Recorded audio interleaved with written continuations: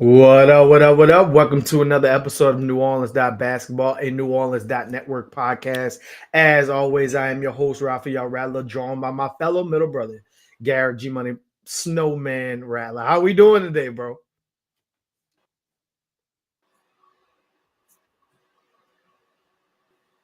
Yeah, sorry about that. We having some here we go, the technical difficulties, but I'm back. Yes.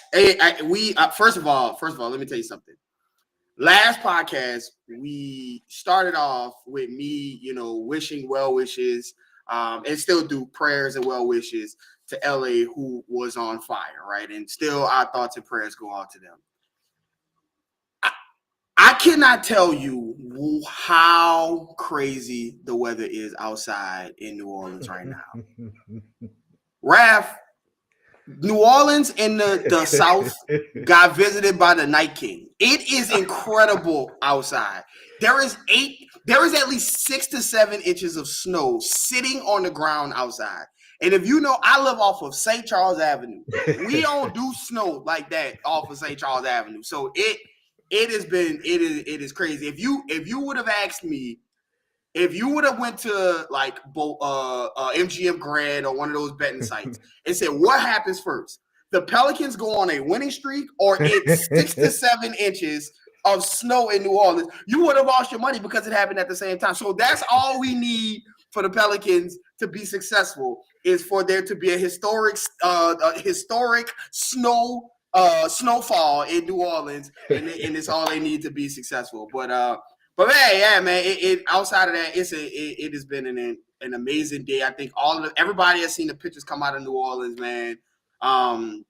Just like Snow, like John said on Twitter, New Orleans is one of the most snowy, non-snow receiving city. I agree with him 1,000% because the city looks absolutely stunning. It is beautiful outside, and if you were able to be safe and enjoy it and see some of the sights, man. Nobody does snow days like New Orleans, apparently. So there's been block parties and people drinking, and the boot was open. Just a weird and pretty cool day in New Orleans, man. So I've been enjoying it, man. Our younger brother got to watch his Buckeyes win a championship, which I probably will never get to see. Shout out to UL. You might have a chance with Arkansas, but our little brother got to see Ohio State win the Natty. And then Unrivaled tipped off their season, which is going phenomenally. I love the 3-on-3 fast pace, up and down mid, mid, kind of like not a real size court, but it's fire, man. I'm enjoying it. So if you get a chance, check them out on TNT. West Bank Rick. Yeah, man. A foot of snow is insane on the West Bank. Is insane. We're not supposed to be having these conversations, Rick. You know what I'm saying?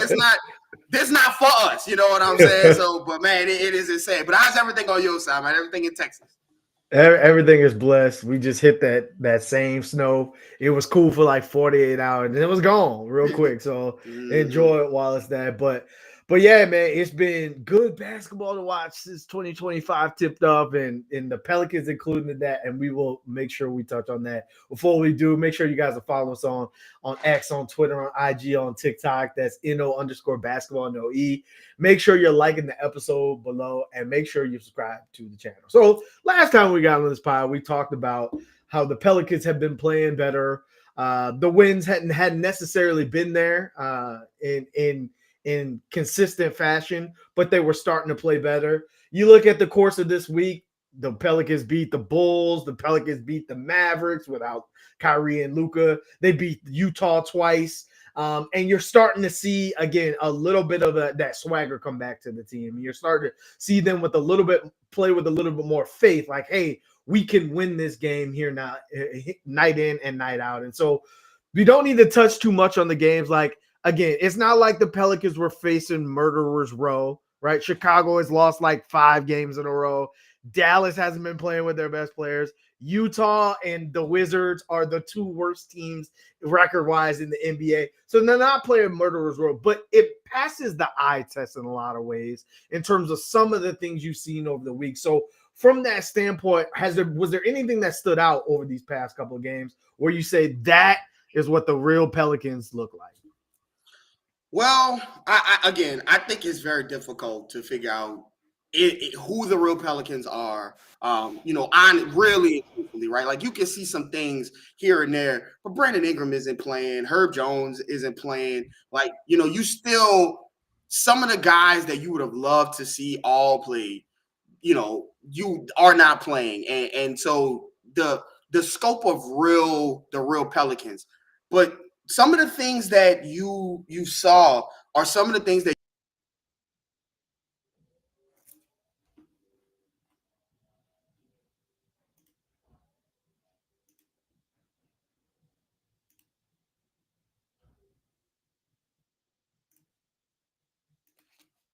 I think you found some, right? Like you found some. And so the first thing I want to talk about is last night's game, right? So last night's game, I tweeted about it.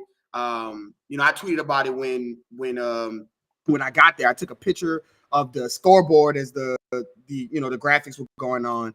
And it was an empty arena, right? But I mean, you had a lot of things going against the Pelicans, right? You had the national championship game. Again, everybody was preparing for the snowstorm, and the prelude to the snowstorm was kind of like wet, that like constant wet, not rain, but like mist in the air. And it was freezing cold, and it was Utah, and Zion was announced to not play. So like you had a lot of things working against the Pelicans, which again, it's really weird to say, Zion couldn't play because of the sniffles, but be at the season ticket holder event with the mic and other people around. But, that's neither here nor there. So you had a lot going against you going into that game. And, the Pelicans, the first quarter, I guess they felt the same way, right? Like the first half, they felt the same way the entire first half, right? They played sloppy basketball and just looked like a team the antithesis of what we've seen the last couple of games. It was like, oh, here come the stinker, the clunker, once again. And, and it just felt like, oh, the Pelicans falling into the trap, right? The Pelicans had three guys who was making over 30 million or 20 million, $25 million on the floor. And the Jazz had like no one outside of their second year, right? Like it was a whole bunch of first and second year players. And the Pelicans found themselves down 20, but just it would have been very easy. And the guys in front of me, they all looked behind me at halftime. It was like, man, it's going to take a lot for me to come back to this. They went up and got drinks. That's my people. We sit around them every time. So shout out to them. And then they came back, and so did the Pelicans, right? Like they showed a little bit of pride, a little bit of tenacity, because it could have been very easy to pack that game up at half and just call it whatever it is. But they came out and they showed that second half a lot of what we've been seeing, a lot of like great guard play from DeJounte and CJ in his shooting, even though 31 shots is a lot of shots. But they needed it last night. And so you saw the great guard play. You saw some trade moments, right? It was a bit of a tough game for him, but he had some moments that helped bring them in. And then obviously Jordan Hawkins off the bench. But you saw one thing you did see was that when Eves is not out there and Zion is not out there, there's not a lot of options at the big man position. And the Jazz big men beat them up, kind of a lot on the boards last night. But last night just was a really good feeling. And I had a couple of people text me after the game and be like, man, that was really fun. Like that was a really enjoyable second half, watching the Pelicans come back and have their biggest comeback in franchise history. And to be, a small group of people, because it was not a lot of people in there, to be among that small group of people to witness that. I think the Pelicans did a good service, kind of fighting and doing that for the fans that came out that night and fight back. I wish they wouldn't have gotten down by so much, but the fact that they found it in them to come back and fight back to get in that game, that showed me something. And I think, just from the totality of this win streak, just the ball movement, the ability to get, down the paint, whether it's Trey, whether it's DeJounte, and either score, finish, or make quick decisions and make those plays out. I think that's been phenomenal. And again, the games that Zion has played, I mean, he's looked like the best player on the floor every time he steps on the floor. And I think that's the Zion you want to see. You want to see more of it. Hopefully he get through these sniffles and these back-to-backs and these minutes restrictions and all these other reasons why he's not on the floor, because when he is on the floor, he's a force and he is fun to watch, and he makes this team fun to watch, even with guys out, and we'll talk about guys out and why guys are out a little later. But I think that just this run again, it's who you've been playing. You want to take advantage and beat the teams that you are supposed to beat, I guess. If you look at the talent on the floor. But again, it's very difficult to make these judgments when you're playing those kind of teams and you don't have some of the guys that's like, man, if like lock this into place and let's see them all function this way, because we've seen time and time again where Zion looks great by himself, right, for stretches of time. And then you get, you insert Brandon Ingram or you bring CJ back or whatever the case is. And it takes a while for them to gel and not look how you want them to look. But all through the stretch, this has been really good play from the guards. And obviously Zion has been incredible. And so, hopefully they can keep this going, depending on who you ask, because some people say, these are not good wins, and I get it and I understand it.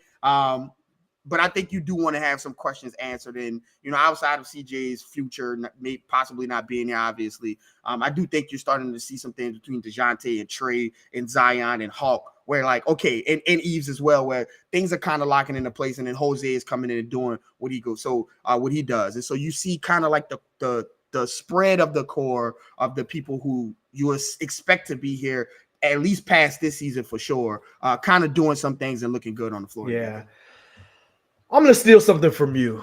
Only assist deals in absolute. So in terms of like, is what you're watching from the Pelicans are back. They're going to make a run. They're pushing for the 10 seed versus they're playing the Wizards, and they're playing not even the Wizards, the Wizards with half their players, and then the Jazz with half their players, and the Mavericks with no players. Like, you're not even playing the top of the top. And to your point that tops it all off, you're starting to see some things click and some things pop together. And there's still a major piece who hasn't played since December 6th of last year in that. So like, and a first team all defensive player who's going to be sidelined for some time. So like, how real can this identity be when you have two big chunks missing from it? That's one side of it. And they're projected, and they're kind of like projected starters. So it's like two of your starting five. I mean, you would think so. Two players who are going to play big minutes.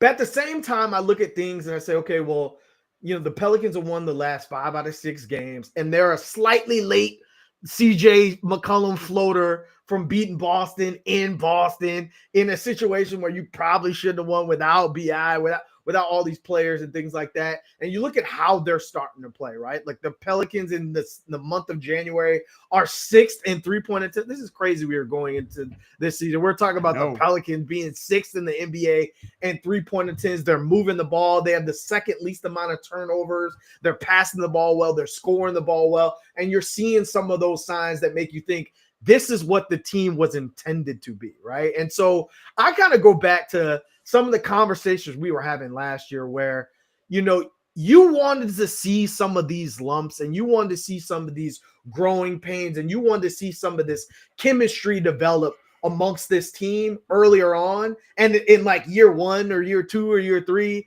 And now in year 6, I think this is what you're going through. Like the Pelicans, like something as simple as finding the guy with the hot hand. CJ McCollum had 45 points the other night. You can see it. DeJounte Murray talks about it after the game. He was like, he passed up shots. We kept trying to give him the ball while he was going and let him know, bro, you got it going. We got to feed off you. That's something the Pelicans have struggled with for like years, like 4 or 5 years of just getting the guy going who's got it going. They call it finding Nemo, like finding the hot hand. Like the Pelicans have struggled with that for years. We talk about running the floor. They haven't really run the floor all season until now. Well, now they're 5th in points off turnover. They're 1st in fast break points. They're figuring out we're more athletic than majority of the teams that we play, so let's play to our advantage. And so they're uncovering some of those pieces of it. And then you talk about like passing to the simple. How many times have we gotten on this mic and on this podcast and said the Pelicans struggle at passing as a team, like entry passing, lob passing?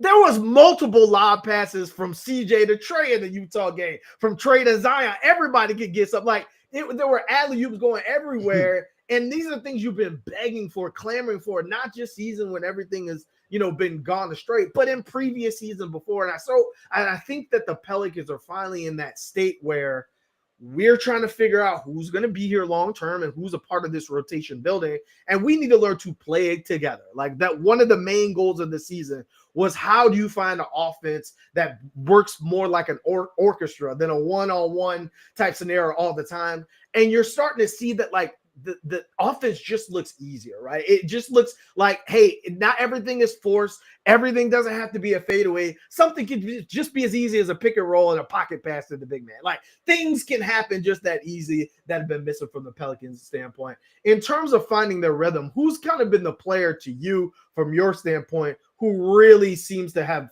gotten things going? Well, it's obviously CJ McCollum. I mean, he has been out of this world when it comes to putting the ball in the basket. Now, there are things that go on with players during the season and things that go on with teams during the season, right? And there are times where players want to, showcase their talents for a myriad of reasons during a span of time. And it's no secret that we've talked about it, that CJ is not only a hot trade name right now, but also, he's an expiring contract next season, right? So like he can produce now and also be a big asset, right, next season. And so regardless of, what's the plan for CJ, he has some value now and he's going to have some value next season. But I think he had to get back to himself. Outside of the trade discussions, he had to get back to himself for this team without one of the best players not playing every night, without and DeJounte still trying to figure himself out and all of that. Without those two guys and DeJounte still trying to get his feet underneath him, the Pelicans needed CJ to get back to CJ to kind of push this changing of the feeling around New Orleans basketball, right? And so, as you see him getting up these shots, and right, in 30 shots, 31 shots is a lot of shots. And people talk about efficiency and all of those different things with him. And those are obvious questions that you want to talk about, especially when you talk about a guy who hasn't, who may not be in the plans for next season and beyond. But to hell with it. Like he has gotten hot, man, and gotten to his spot and gotten to a level in his game that we saw last season where he led the league in 3-point percentage, coming in and coming into the season was looking to be even better at that role and things. And again, he's, much as we talk about CJ, again, he has been unfairly asked to do, again, another season, unfairly asked to do a whole lot, right? Just to come in. Look, you got all of these guys. You might not be starting we need you to lead the team in shots to get us down from being down 30 to the half Utah team that we will not mention. Half of that team. We need you to get us back in the game. And so again, been handed a role where he has still not gotten to be that third banana for a great amount of time. And now that trade has arrived, basically the fourth banana. And so I really think CJ's ability to get hot and to get the team either into games or keep them in games with all of these bodies missing around him, I think that has been super vital to this team kind of getting on this run that they're on. And also I want to give some love to Jose as well, because Jose coming back and putting the battery pack into this offense and putting the battery pack into this team has also changed a lot for this team. He's the guy that's pushing the tempo. He's creating turnovers. He's just being a nuisance. And then when he gets the ball, he's out, bro. He is out. And if you're not running with him, like, you can get passed by and things. And there are times where, like against Boston, where he got picked on and it wasn't his game. And kudos to Willie Green. Give him a lot of credit as well for recognizing that in that second half, not going to Jose as much. But that following game, Jose came out. It was, again, the juice pack for the team, and was able to do exactly what you need him to do. So I think between CJ and Jose coming in and lighting this team on fire, whether it be with their shooting when it comes to CJ or just being Jose on the offense and defensive side of the ball, just being Jose and doing the things that Jose has done. I think those two guys, for me, have really kind of sparked this team and gotten them to a position where you don't feel like every single game they just kind of blindly walking in to get to the slaughterhouse and losing every game. I mean, it's hard to kind of pick one. Like, obviously, CJ's had 40 plus in multiple games. He's led the team in scoring 6 out of the 11 contests so far in January. So he stands out. And obviously, like, he wants to build his value up, regardless of what that means for the Pelicans or for someone else. So he probably has a lot of motivations there. But to your point, the DeJounte Murray's already had a triple-double, almost had another triple-double the other night. Like, you're starting to see him find his confidence. And again, that's what we talked about from the last segment. Like, part of DeJounte coming to a new team and then immediately getting hurt and then dealing with personal issues and dealing with the other best players not being available and things like that. It's like he needs to figure out who he's going to be with this rotation, right? Like, part of that is, as a leader, obviously, I think DeJounte is better, and he said it himself, best suited as a point guard to distribute to other people, because I think once his shot attempts, the volume gets too high, the efficiency gets a little bit lower. But again, that's not what he was brought here to be, right? He was brought here to be this team's point guard. And even in this midst of, we talk about, learning through the silver lining, through learning through all the misery from Eves and from Trey Murphy, I think the silver lining for DeJounte Murray is like, look, yes, you need to be this team's point guard and be able to facilitate and get people going and be able to close the team out and be able to be a hound on the defensive end. But you still need to bring DeJounte Murray every night too, where you're going downhill, you're attacking the basket, you're being aggressive, and you're creating for other people and creating your own gravity in itself, right? And so you have him, Trey Murphy, he's an obvious candidate. He's 8th in the NBA in free throw attempts in the month of January. That is insane to say for somebody who averaged 3 free throws a game last season. Like, his growth is phenomenal. Even Javonte Green, like, since Herb has gone down, he's really taken the onus now, not on the scoring end, but on the defensive end of really being there and setting the tone from that standpoint that, hey, I'm not going to be an easy letdown. And he hit a big shot versus Dallas in the 3 game. And so, like, he stepped up. And then, like, again, my favorite player to watch on the team, just because of his brash confidence, is Jordan Hawkins, man. Like, he's finally starting to hit shots again. Go figure, the guy who is known for shooting starts to hit shots again. Willie Green talks about it. He's like, part of that is we need to play him consistently because he's a rhythm player. And so when you stop, and, get 2 minutes here and 2 minutes there, that doesn't give him a chance to get hot. And you're seeing all those things come together. And so all of that kind of runs into the same parallel. Players are returning to their intended roles. You talk about Jose, you talk about all these different players. Instead of you being option 1 or option 2, option 3, you talk about CJ potentially being, option 3 on a night, option 4 on a night. Well, sometimes with DeJounte or with Jordan Hawkins, like, you might be option 6, 7, 8, 9, whatever it may be. And your shots weigh so much less in that standpoint. So now when Jose comes in, maybe he's hot on offense and maybe he's not, but he's giving you that spark on defense. And then if it's not working, you have the ability, like Willie Green, to make a change because you have someone else behind them that's not necessarily that much worse. And so I think all those things are clicking together. Even Daniel Tice is finding a little bit of a groove now, similar to Larry Nance. I think he's being put in positions that are unadvantageous to him when he's going to get 7-footers and he is not 7 foot and he's on the way out, not the way in the NBA. You're just putting him in tough spots. But a player like Brandon Boston, who you wanted to see, okay, he's hooping in the starting lineup when Alfred's on the team and stuff like that. But how do you look when you settle back into a non-guaranteed amount of shots every night and a non-guaranteed amount of minutes every night? Can you still be that microwave scorer? And he's proven to be that. So I wanted to talk about him. Low, quiet is kept. No one said anything about it. He's been sitting with no injury these past 2 games. He hasn't been suited up in these scenarios. He's a two-way player who their contracts are only allowed to play 50 games in a particular year before they have to get a real contract or not. You saw something very similar happen with Jose in his rookie year before he got his new contract. I think there's something going on there, Garrick. Like, he's getting up to that point like, okay, he's already played 39. There's the back half of the season. Are you going to make a run at it? Who's available? And all of a sudden, even with Zion and all these players not playing, he's just sitting out.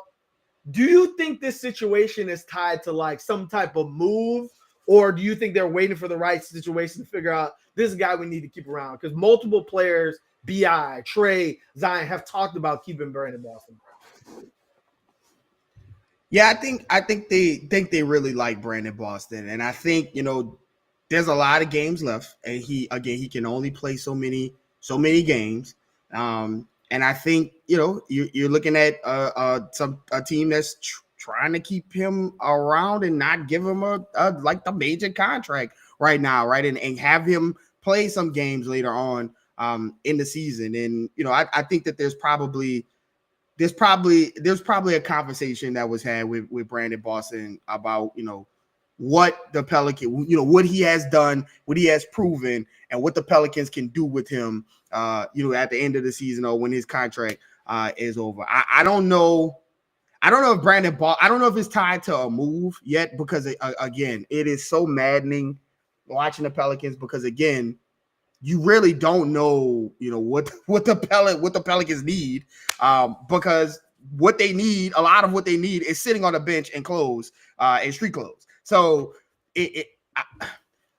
unless there is some team out there that is, unless there is some team out there that is trying to make some moves and incorporate other players into the moves. I'm trying to talk around it.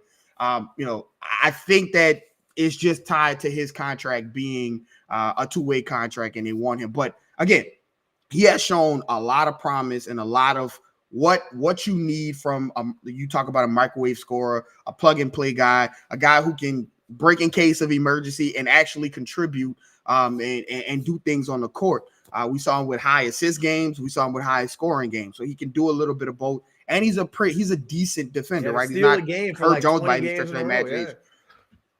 Right. Like he's a decent defender. He could get into the lanes and things. So he's done a lot and proven a lot on this contract that he's on. And I think that the Pelicans, like him. And I think they're trying to keep him around without having to give him a standard contract, or to keep him around so that after the season is over, they can address that and give him, a season, because they want to see, as people get back, maybe they do want to see him later on as Brandon Ingram gets back, and other guys fit into the position. Okay, now you have a couple of games left. Brandon Ingram has come back. The team is more, back to what you think it would be. Obviously, maybe sans Herb. But how can you fit now later on in the season? And then also see where the Pelicans are, right? Like, again, they're 10 games out of 10 seed. I still think it's still pie in the sky. But maybe they can make that move. And then, at that point in time, you might need his services, especially as we know people don't stay healthy, very long. And so you might need him to step in and do that. So I think it's a myriad of those things, but I think the most of it is that they want to keep him around and make sure that they don't go over his contract, what he can play. Again, two things can be true. The Pelicans are like $3 million over the cap right now, and so something has to happen. Like either something has to happen, and I think they're not going to stay right, that. Yeah, something they're not going to stay happen, there. and I think giving him a contract right now would only balloon that something, even if it's a small contract. Exactly. So something has to happen from there. But I do think he is a player that the team plans to keep around because he can play off ball. To your point, he's been able to show you different things both on the ball and as an assist guy, and he's been solid defensively, and he's a bigger guy. Like he's 6'7". He's not a small guard by any means from that standpoint. Now, you brought up an interesting point. So we're a little bit over halfway through the season with the trade deadline in like 2 weeks. Outside of like getting underneath the tax, I know this is so hard to answer because this season has just been such a roller coaster. Like roller coaster tycoon, where like you could build roller coasters that didn't really fit, and then like people will fall on the side. What do the Pelicans need? Like when I look at the roster, and you've yet to see like 0 minutes of what the intended rotation was supposed to be, and you may not get it all year long. But it's hard for me to like pinpoint, go get this player or go get this position or whatnot. When you just touched on it briefly, based off what you've seen so far and using it like as a collaboration of things, because it hasn't all been at the same time. Is there anything position-wise, player-wise, skill set-wise that you say is obvious that the Pelicans still need to address going into the offseason, free agency, the draft? I am glad you asked me this question, Raphael, because I have a really, I think, let's talk about this, okay? The answer to your question is I have no idea. Because if you tell me that the Pelicans need a scorer off the bench, I would tell you that Brandon Ingram and Herb would start, and then CJ would come off the bench, and he has 40 in the last couple 3 games. There's your scorer off the bench. If you tell me they need a stopper, where Herb doesn't have a shoulder, so there's that. You tell me they need a center, they have Eves, and he's sick, so he's not playing. So it's. You need a point guard. Well, you got DeJounte and Jose. So, they're there. So, again, what is the word I always describe the Pelicans as? This iteration of the Pelicans. Unique. This is a unique team, a super unique situation. And that brings me to the answer to your question is tied into, what this season is going on. I have seen a lot of people talk about, should they be winning these games because – this such and such is at the top of the draft. And listen, I'm all for getting a top whatever pick because, that is usually where the best players are, right? At the top 3, top 4 pick, right? Whatever the case is. However, I just would like to tell people and remind people that high draft picks don't always turn into superstars. They don't always turn into, franchise players. Scoot is finding himself, but he's not the only one. You talk about guys like Andrew Wiggins, right, who was a really good player, really good championship player, not a number 1 pick in the draft, right? Probably shouldn't have been a number 1 pick in the draft. There are situations where people don't pan out just because they're drafted high. And there are situations where you can stumble upon a guy like Trey Murphy, like Herb Jones, like Yves Missi, who are not at the top of the draft, but can come in and do things. The Pelicans are, again, in a unique situation. You have watched Zion when he plays. And again, I get it. Don't rely on Zion. He's hurt all the time. Whatever the case is. When he's on the floor, Zion is a great player. You've seen Trey Murphy starting to take a leap. You have DeJounte Murray on this team. You have, Brandon Ingram is still on his team. And until he's not, he is. And you have Jordan Hawkins. The Pelicans, I don't think the Pelicans are a team that are in need of any one particular thing. I don't think that they're in need of a franchise savior to come and save them. Zion got on stage at the season ticket event and said how much he loves New Orleans. He just has to get his body together and stay on the floor. We all know that. But you have guys, right? You have other guys. You have Trey. You have Jordan Hawkins. You have guys who can supplement and be around them. And so when you talk about this is my opinion. I understand everybody has a different opinion and everything. When you talk about what this team needs and losing games to get a number 1 pick, to get a 2 pick, to get a 3 pick, Cooper Flagg looks incredible. It's not guaranteed he's going to be the best player in the NBA. And even still, in this draft, there are a lot. This is one of the deepest drafts. We're not even talking about VJ Edgecombe and the guys from BYU and some of the foreign guys who are Ace Bailey, Dylan Harper, the Rutgers guys. We're not even talking about the Auburn guys. There are a lot of good players who could come into this team and really do some good with this team that's not number 1, 2, or 3. What I don't think you want to do is go to Trey Murphy and go to Jordan Hawkins and go to Zion and go to, Yves Missi, who put their bodies on the line night in and night out and say, listen, we know you want to play. We know you want to do what you want to do. We're trying to lose. All right. So we're not going to play you guys. I have a problem with that. I do. And so I just want people to understand, just again, my My opinion. This is not law. I'm not saying this is the whatever. I'm just saying when you think about this team and you take a good, honest look at this team, and again, you cannot tell on the floor because people are hurt. I just think this team is a victim of circumstance and not a victim of talent. There is a lot of talent on this team. There are a lot of pieces that could fit in different places and be a cohesive team. And you could add the 8th pick, the 7th pick. I do think you're going to get that. You're not going to fall out of the lottery, but I do think you could get a good guy at 6, 7 to 8 and come in and help this team out as opposed to just crashing the rest of the time as guys come back. And so I get it. It's not a popular thing because number 1, number 2, number 3 looks great. And it does look great for teams like the Wizards who don't have Zion and Trey and DeJounte. And it does look good for teams like Portland who don't have Zion and Trey and Hawk and DeJounte and like guys who obviously are not the worst team in the NBA. You can have guys come in at other picks. And just because you think you are getting 1, 2, and 3 does not mean that those guys are going to be 1, 2, and 3. So that is the answer to my question.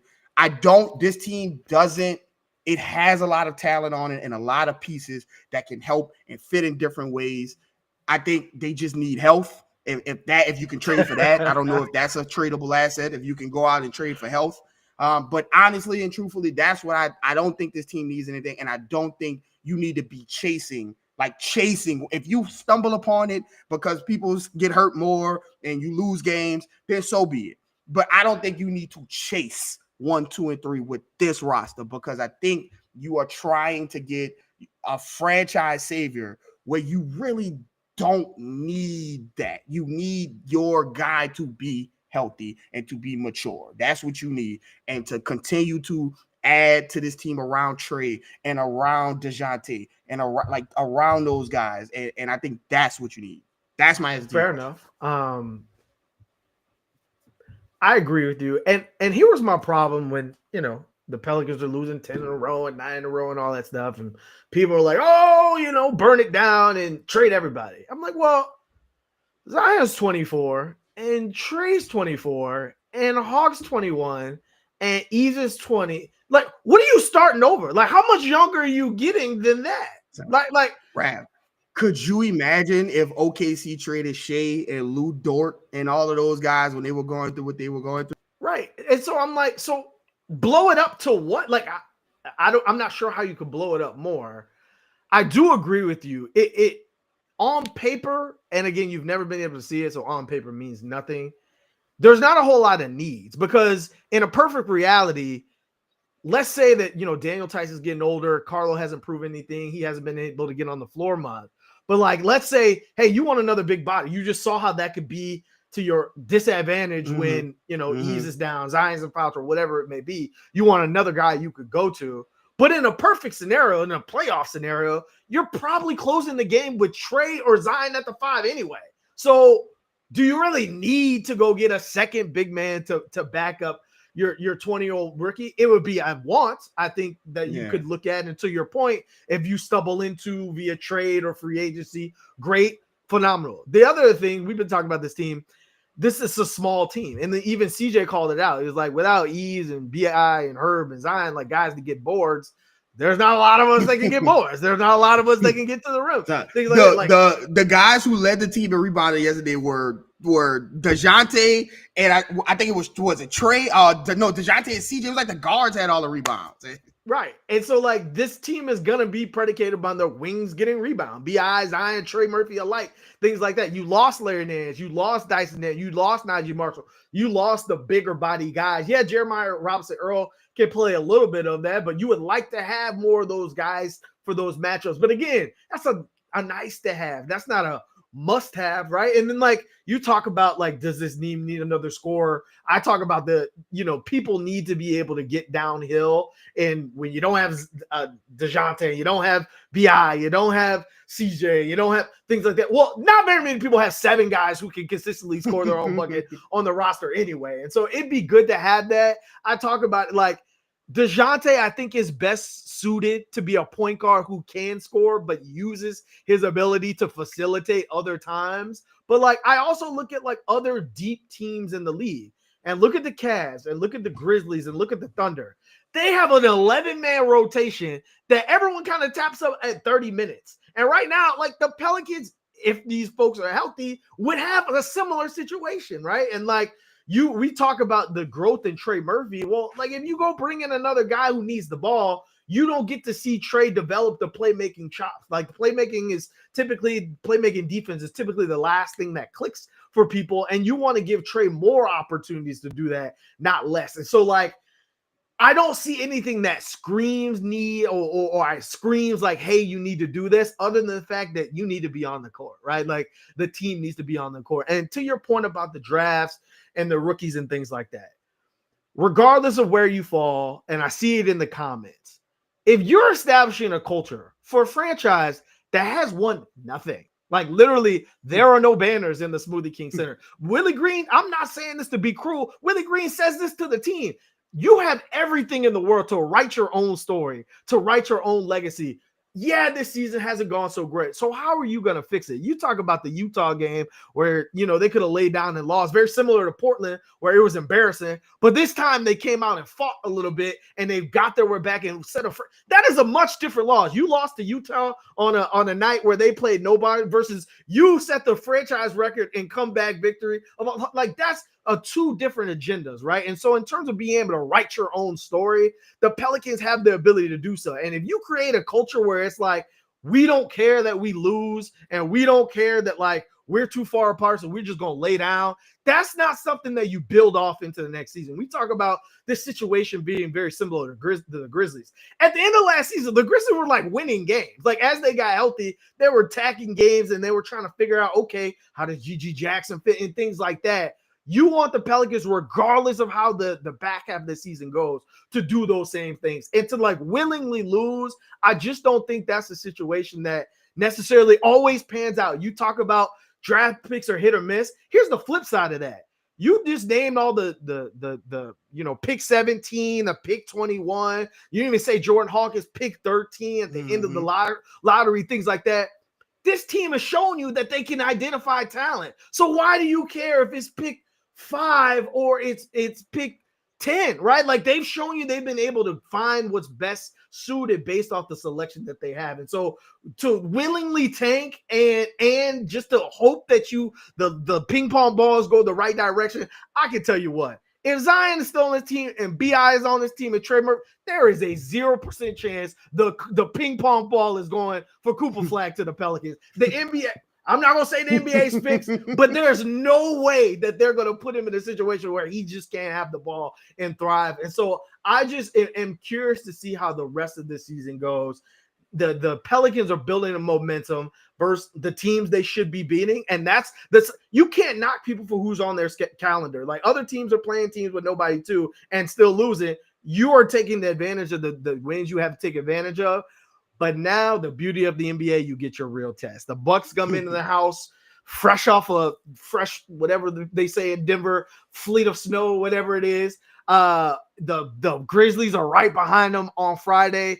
You're going to get to see, is some of this rhythm and some of this chemistry you're back, is this real or is this the proponent of who you played? So what are you looking for as the Pelicans go into this week with a lot of like litmus tests, I would say?